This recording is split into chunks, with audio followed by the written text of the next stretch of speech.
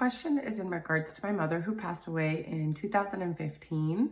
And ever since she died, I have periodically had really bad nightmares about her.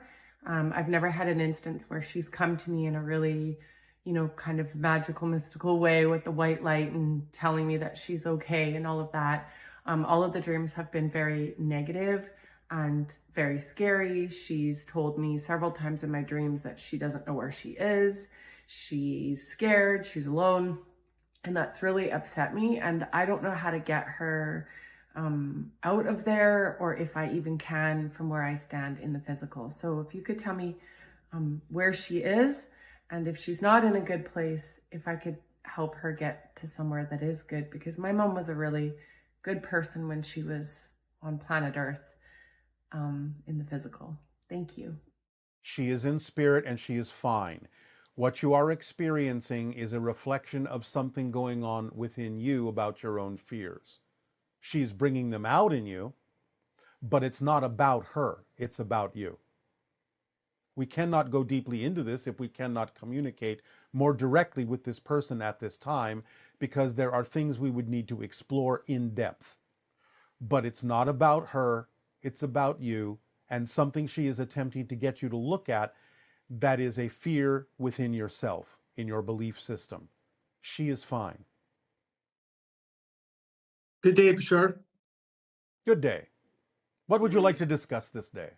Sure. So I guess I have a couple questions. Probably sound a little bit weird, but a couple months ago I had, I guess I was awake in bed.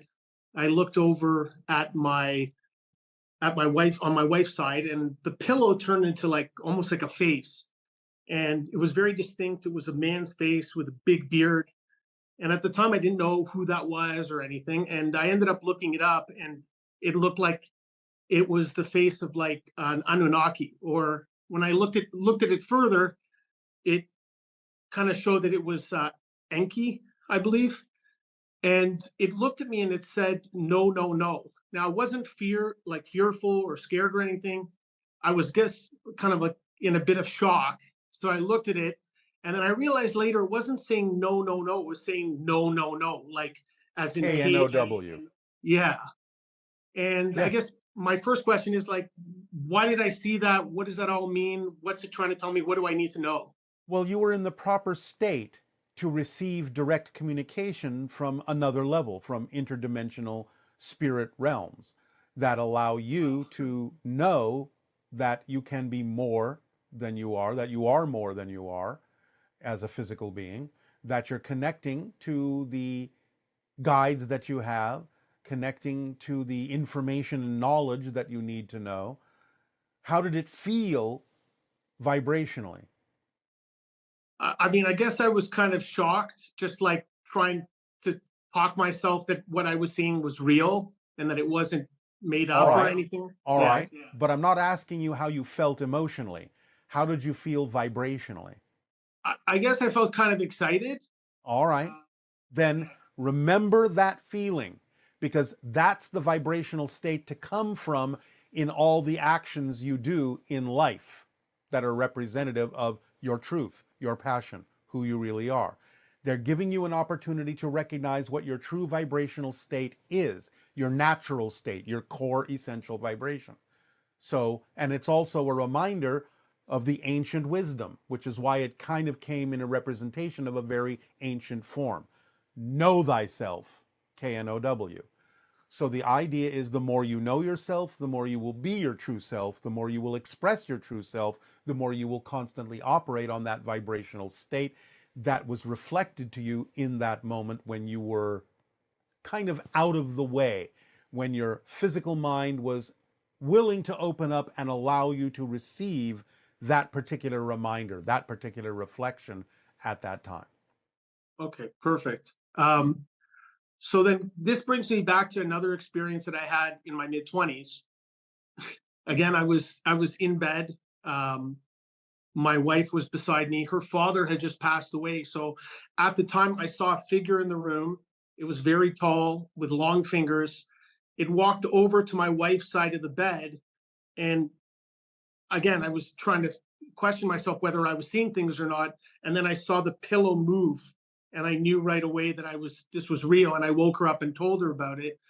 And then later on, after I started following some of the stuff you were saying, I'm not sure if it was her dad that I was seeing, but if it was maybe something else. I was hoping you could shed some light on that. It was something else. The father energy was present as well, but what you were seeing was something else that has to do with extra-dimensional and extraterrestrial connections and participation in what we call the hybridization agenda and the evolution of humanity. So was that me being a participant in that, or was that my wife being a participant in that? At the moment, your wife at that time. Okay. But your awareness of it is because you are participating in another way. Wow. Okay. Interesting. In the last several weeks, I heard you speak in Sedona, and since then we've had multiple sightings of flashing lights, once in Sedona and 3 times in Kelowna, BC, where I live. And I'm just wondering, why am I seeing this so much lately, including my wife and my family are seeing it too now. We're all seeing it in...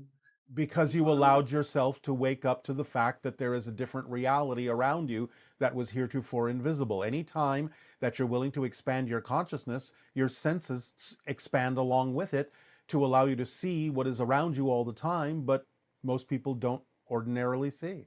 So these aren't ships that I'm seeing, right? They're Yes, some of them are. Some of them can be entities unto themselves. There's a lot of traffic and a lot of activity around your planet. It's just that most people don't see it because they're not on the same wavelength. Okay. But once your senses expand, once your senses sharpen, then you can see things that you couldn't see before. That becomes what you call your new normal. And my senses can be sharpened further by practicing the formula, I assume. Well, yes, by acting on it, yes. Okay. If that is what you mean by practicing. Yes. May I ask one more question after this question? Go ahead. And thank you for your cleverness. Oh, okay. Well, I was just trying to be, I wasn't trying to be clever. I just wanted to make sure that, That was not an admonition. Okay. It was a compliment. Oh, thank you. So my last question was, again, I live in Kelowna, BC, on the Okanagan Lake, and here there's tales of the Ogopogo. And again, our family has felt like we've seen a few instances where we've seen it. Is the legend of the Ogopogo real? Is it harmful to us? It is not harmful to you. It is real, but again, you're dealing with interdimensional beings that can come and go, which is why it is seen so infrequently. So similar to the idea of Sasquatch and Yeti. Okay. Have I seen it lately? Like, is that real what I'm seeing then, like in the water? Sometimes. Sometimes it is a trick of the light. Sometimes it is an alteration of perception into a different reality and not in yours. So you have to be able to discern and tell the difference, what reality you're looking at. And sometimes it's in what you consider to be your typical reality. So it just depends. That's amazing. Thank you so much. I appreciate your time, Bashar. Our unconditional appreciation to you as well. Aveo. Aveo.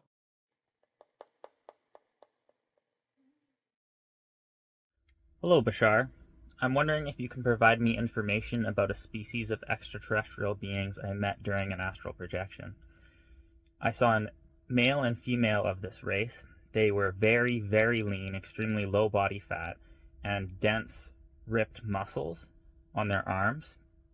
They had ridges along the side of their face, and they were wearing a black and yellow garment that looked sort of like leather, and it reminded me of the Fusion jacket from Dragon Ball Z. It also had ridges along the arms. The Fusion jacket is interesting because that makes me think, well, maybe these are hybrids, as they're alluding to fusion.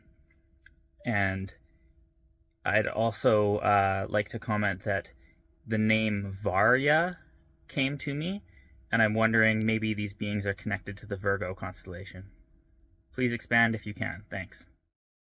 What you were given is a projection, an interpretation. You are not seeing the beings as they actually are. This is a race of beings we are not allowed to discuss at this time, but that you are connected to. It does have to do with Virgo, but that's all we can say. But what you saw is not exactly what they are. It was made up of an interpretation of things from your mind so that you would have something to relate to. These encounters can continue, and you may gain more familiarity with them over time. But it is not our job to discuss this further. Hello. Good day, good day. Good day, Bashar. So excited to see you. We thank you. It is our passion and our pleasure to interact with you as well. What would you like to discuss? So my first question is,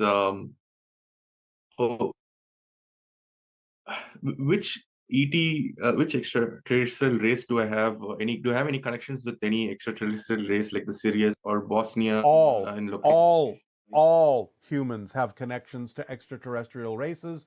The ones that are most common for humanity are the beings from the Sirius star system, the Pleiadian star system, the ancient Orion systems, Arcturus energy, hybrids, grays, Lyrans sometimes, tall whites, Andromeda galaxy, so on and so forth, plus several others we're not allowed to discuss. But all humans to varying degrees and at different moments have stronger or weaker connections that they download information and experience from to all of these different ET races that are involved with the evolution of Earth. Okay, thank you.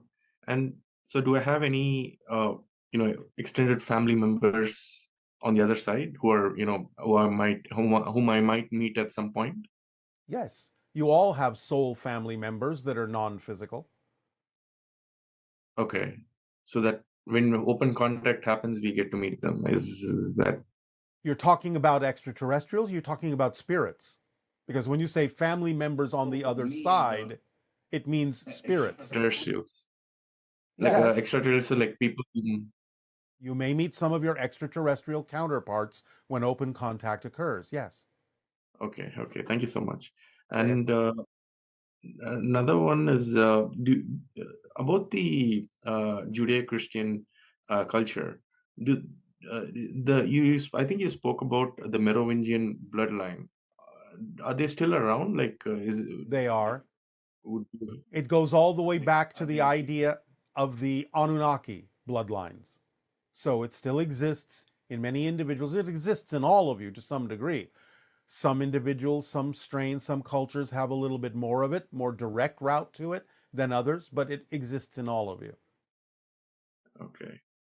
What, with regards to the wars that are, a lot of divisions that we see today, and also, with regards to steps or methods do you recommend to resolve many of these clashes or conflicts and, and the climate as a whole for the earth? Like, what do you recommend the best path? What course of action do you think we should, both as individuals and as a collective? It is very important to let go of fear-based beliefs, negative beliefs, to have understanding and compassion for each other, that each of you walk a different path for a good reason, that there isn't just one way to do things, that there are several ways to do things, as indicated by the number of individual paths that exist, that it all leads to the same place, it all leads home, it all leads to the same source, it all comes from the same source, and to let go of the idea that you have the only truth, the only perspective that counts, but to understand and validate the individual differences among all of you to create true unity, true harmony. But when people give you opinions or truths per se, so how do you settle, or how do you so is it like a subjective? Is it completely subject to what works for each individual, or is there an ideal path which would, works best for most people? Because if This is why we give agree on. This is why we give you the formula. And the only reason most people don't agree is because they're too caught up in their own belief system and not really looking at the fundamental reasons why those beliefs exist. Once you examine those beliefs and let go of the ones that are truly no longer relevant for you, truly not representative of your core frequency, there will be no disagreement. There will be validation of the differences, and the differences will be seen in a different light. And they will be seen as different ways to reach the same source. So you have to let go of the fear-based and negative beliefs to see it that way. Okay.